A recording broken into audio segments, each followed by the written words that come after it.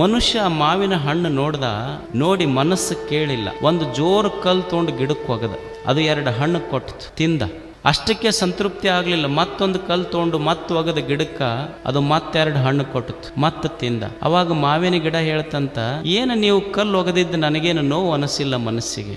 ಯಾಕಂದ್ರ ಮನುಷ್ಯರ ಹಳೆ ಚಾಳಿದು, ಯಾರು ಎತ್ತರ ಬೆಳಿತಾರ, ಎತ್ತರ ಬೆಳೆದವ್ರಿಗೆಲ್ಲ ಕಲ್ಲು ತೊಗೊಂಡು ಒಗೆದ ಅವನ ಹಳೆ ಸ್ವಭಾವ ಅಷ್ಟಾಗಿತ್ತು. ನಾ ಏನು ಮನಸ್ಸಿಗೆ ಹಚ್ಕೊಂಡಿಲ್ಲ.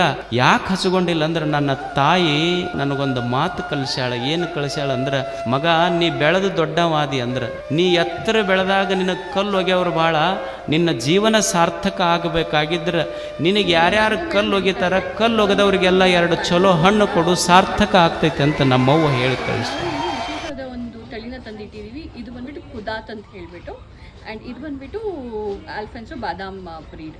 ಒಂದು ಶಾಪಲ್ಲಿ M5 ನಮ್ಮ ಸ್ಟಾಲ್ ನಂಬರಲ್ಲಿ ಇದು ಒಂದು ವಿಶೇಷ